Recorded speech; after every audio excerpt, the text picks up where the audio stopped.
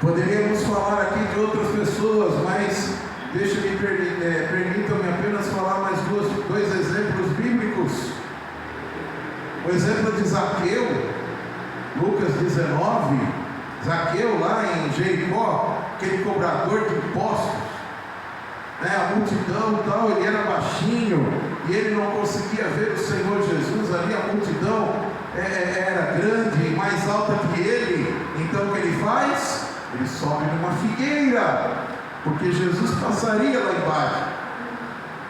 Agora eu vou ver o Messias aqui de cima. E quando Jesus para, ele está passando debaixo da figueira, com o Zaqueu lá em cima.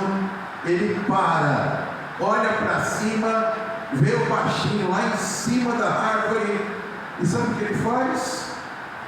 Ele chama Zaqueu pelo nome. Zaqueu, desce depressa da figueira, porque hoje convém que eu pouse na sua casa. E ele desce, desce da figueira todo alegre, todo jubiloso, e leva Jesus para a casa dele, e é salvo. Seu coração se converte, é mudada a sua vida. Mas quando que Jesus tinha conhecido Zaqueu? E o baixinho subiu lá na figueira, e Jesus não falou nada para ele, não falou: olha, desce daí. Não, ele chamou pelo nome: Zaqueu, desce depressa. O nome. Jesus já sabia que ele estava ali, queria conhecer o Senhor, ia subir na figueira, ia estar lá em cima quando ele passasse. Então ele parou e já: Zaqueu, vem para baixo. Aleluia. Glória a Deus. Jesus nos conhece, queridos, por nome e sobrenome. Nós estamos gravados na palma das mãos do Senhor. Aleluia. Ele conhece nosso presente, passado e futuro. Ele nos enxerga lá na frente. Aleluia. Um último exemplo aqui, Mateus capítulo 9, versículo 9. A palavra fala que Jesus está passando na estrada de Cafarnaum, ali na Galileia. E para os irmãos terem ideia, a estrada de Cafarnaum era uma rota comercial. Então todos aqueles que faziam comércio acima, Egito, Síria, e outros países também, e o leste de Israel, passavam pela rota de Cafarnaum para ir até o porto de Jope, para levar as suas mercadorias para outro continente. E naquela estrada de Cafarnaum existia um local que era como se fosse um pedágio. Só que não era bem um pedágio, era uma fileira enorme de guichês da cobrança de impostos ali dos romanos, cheio de publicano cobrando imposto dos mercadores, dos comerciantes, para poder passar a mercadoria para o outro lado. Dizem que existiam mais de 100 coletorias naquele lugar, cheio de cobrador, cobrando lá o povo que passava. Mas de repente Jesus chega de frente para um guichê, olha para o cobrador e chega para ele e diz assim: levanta-te e siga-me.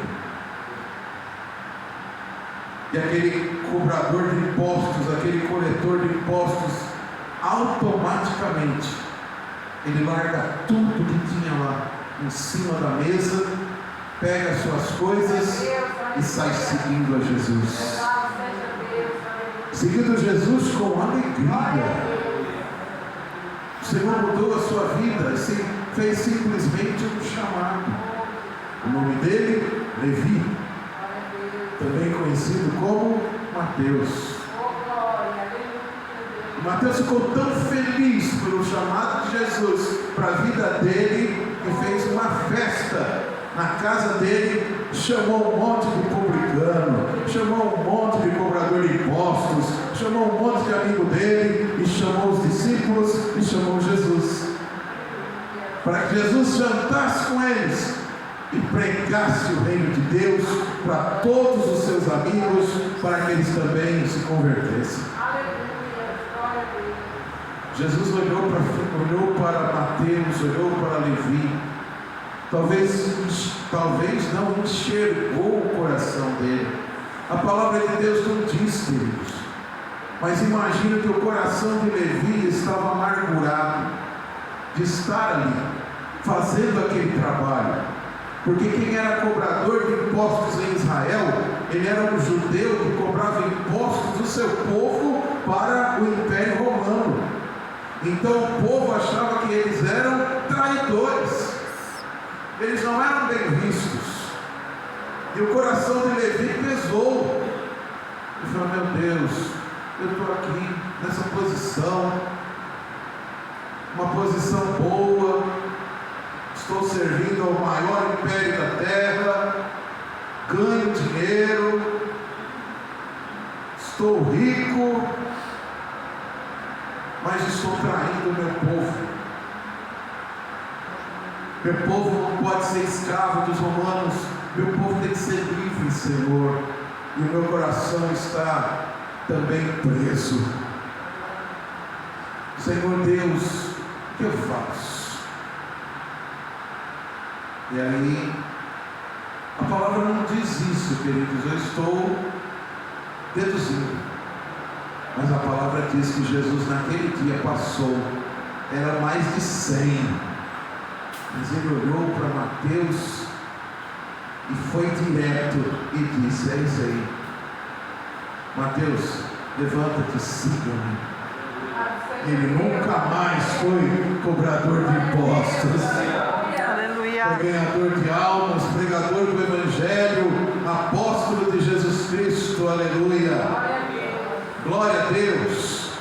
Para encerrar aqui minhas palavras, aleluia, no Evangelho de João, capítulo 5, também é mencionada uma passagem que não está nos outros evangelhos.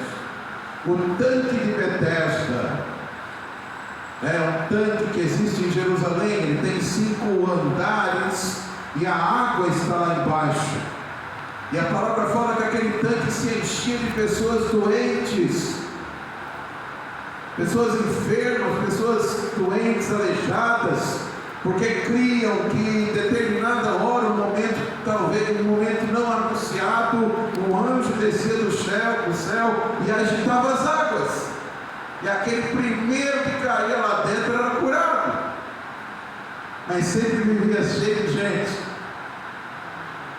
Eu acho que a agenda do anjo era bem carregada, né? Porque ele demorava porque sempre estava cheio de gente. Mas o maravilhoso é que um dia de sábado, Jesus ele chega lá no tanque de Betesda. Ele não olha para ninguém, ele entra no tanque, olha, e talvez não fosse no primeiro pavimento, ele desce o segundo, o terceiro, o quarto, o quinto, que estava lá próximo talvez da água, e no meio daqueles enfermos e todo mundo, ele chega apenas para falar com um homem, que a palavra não diz o nome dele, mas a palavra diz que o Senhor chega para ele e faz a ele uma pergunta básica, simples, lógica. E qual a pergunta? Você quer ser curado? E o homem não responde para ele que queria.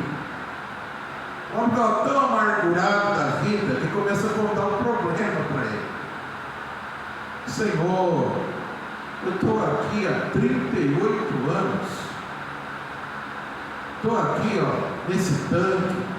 Quando o anjo desce, agita a água, quando eu tento ir para a água, já aparece um, aí pula na água primeiro, ele é curado e eu fico aqui. E ninguém me ajuda a chegar até a água, Senhor. Jesus podia ter chegado para ele e falado: não foi isso que eu perguntei. Eu não perguntei o seu problema. Mas Jesus não falou nada, simplesmente ele diz para o homem o seguinte: pega a tua cama, levanta e anda e vai para a tua casa. Naquele momento, aquele homem que estava aleijado, estava ali enfermo, não conseguia andar, ele levanta sobre os seus pés. Amém, Jesus. Glória a Deus. Pega a sua cama. Na verdade, queridos, a cama, entenda bem, a cama que fala ali era algo como se fosse uma maca. Era dobrável. A pessoa dobrava, colocava nas costas e ia embora. Ele pegou aquilo e foi embora andando, curado. Glória a Deus. E depois ele olhou e não viu mais o Senhor no meio do povo. Mas, amado, Jesus tinha que ir aquele dia, naquele tanque de Betesda, porque ele já tinha enxergado pelo Espírito Santo de Deus, nos seus olhos espirituais de águia, aquele homem no tanque de Betesda, e precisava curar ele. Talvez aquele homem clamou a Deus, dizendo: Senhor, eu não aguento mais ficar nesse lugar. E naquele dia o clamor dele foi ouvido, e Jesus foi até lá e curou ele, e curou mais ninguém. E depois encontrou com ele no templo, e o homem conheceu Jesus. E Jesus falou: que bom, fico feliz em ver que você está curado. E ainda faz um alerta para ele: olha, seja fiel ao Senhor, para que não te ocorra coisa pior. Jesus, ele nos enxerga, queridos, hoje, aqui, agora, o nosso ontem, o nosso passado, mas ele também nos enxerga lá na frente. Porque nós enxergamos assim, ele enxerga de assim. Quando você pega a estrada, você enxerga a rodovia à frente. Mas quem vai de avião, ele enxerga lá de cima.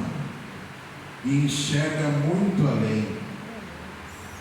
Nessa noite, se o seu coração está preocupado, se o seu coração está temeroso com o futuro, está temeroso do que será o amanhã, o que será da minha vida, Senhor, amanhã? Senhor, eu tenho um chamado na minha vida. Senhor, eu vou fazer alguma coisa para o Senhor. Senhor, eu vou fazer alguma coisa na sua casa. Senhor, o que será da minha vida no reino de Deus? Estou cheio de dúvidas, cheio de respostas. Saiba que nesta noite o Senhor Jesus, ele já chegou, enxergou lá na frente a tua vida. Ele te chama pelo seu nome. Amém. Glória a Deus. Como eu disse, ele sabe o seu sobrenome, sabe o seu endereço, sabe onde você deita, quando você se levanta, sabe o que você faz durante o dia, sabe o que você passa no seu trabalho, na escola, na sua casa, na sua família. Ele sabe de tudo. Vou encerrar as minhas palavras agora, que já passei uns 2 minutinhos aí. Depois ainda bem que eu deixei meu paletó aqui, que o pastor Cláudio não tem como puxar o paletó. Rapidinho agora. Apocalipse, capítulo 1, leia em casa. João, o evangelista, o apóstolo João, que escreveu o evangelho de João, ele já era idoso, estava preso na ilha de Patmos por pregar o evangelho. Colocaram João lá para ele morrer na ilha de Patmos, mas ele não morreu lá. Pelo contrário, o Senhor Jesus se apresentou e se revelou a ele em visão, e uma visão e uma revelação extraordinária. E ali João, ele vê um homem com cabelos brancos mais alvos do que a neve, vestes brancas de linho fino, rosto que brilhava como o sol, voz como voz de uma trombeta ou de muitas águas. Ele tinha um cinto de ouro pelo seu corpo, aleluia, e ele tinha pés como bronze polido, latão reluzente. E ele caiu ao chão, aos pés daquele homem. E aquele homem chega para ele e diz: João, não tenha medo, João, sou eu, Jesus.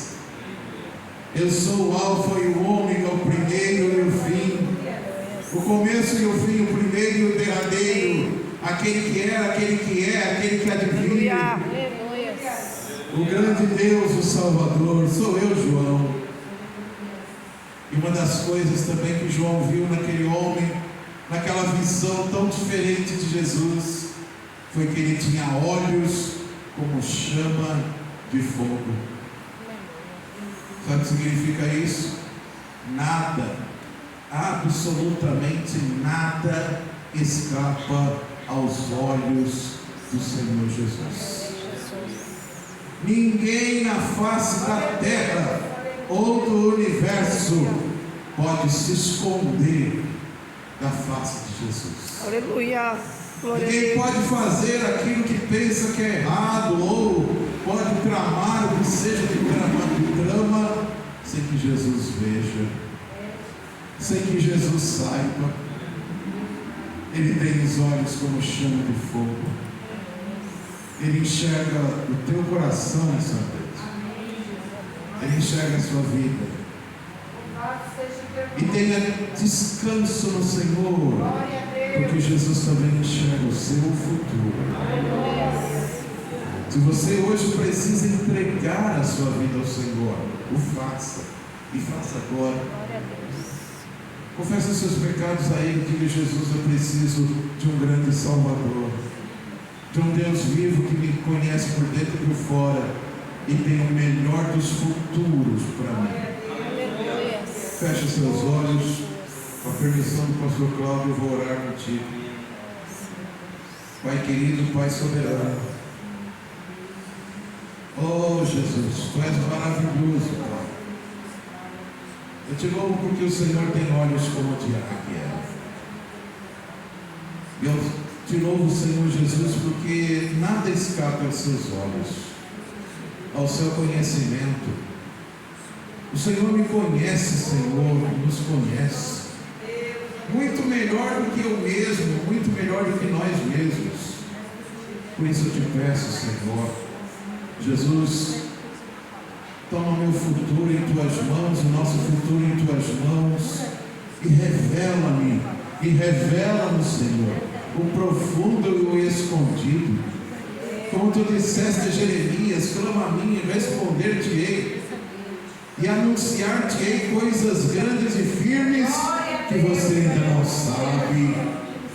A palavra nos diz, Senhor, que aquilo que os olhos não viram, que os ouvidos não ouviram, e que não chegou ao coração do homem, é o que o Senhor tem preparado para nós, salvos e remidos no sangue de Jesus. Sim, Jesus. Jesus, olha para cada coração aqui presente, olha para cada alma e para cada vida. Trabalha, Espírito Santo de Deus, trabalha, alegra, conforta, fortalece. Senhor amado, dai-nos também, Senhor, a visão como a da águia.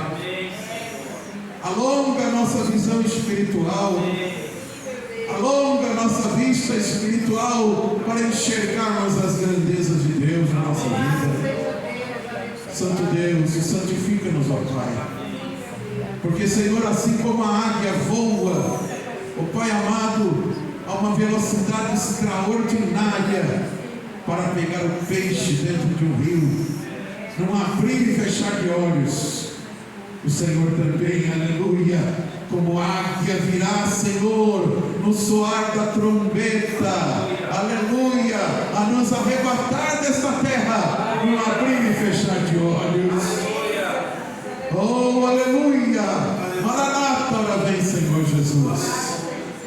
Alcança cada um agora, entra em cada um agora e faz o teu querer. Assim eu te peço, Pai, no nome de Jesus, pedindo a tua bênção contínua, Senhor, sobre a vida do pastor Cláudio, Senhor, da irmã Cida, do Felipe, de todos os obreiros, obreiras e da Igreja Santa do Senhor nesse lugar. Sim, Pai. Continua abençoando mais e mais a obra do Senhor aqui. Eu te peço, Pai, e te agradeço em o nome de Jesus. Amém. Glória a Deus. Glória ao Senhor. Deus abençoe os irmãos em nome de Jesus. Pastor Cláudio.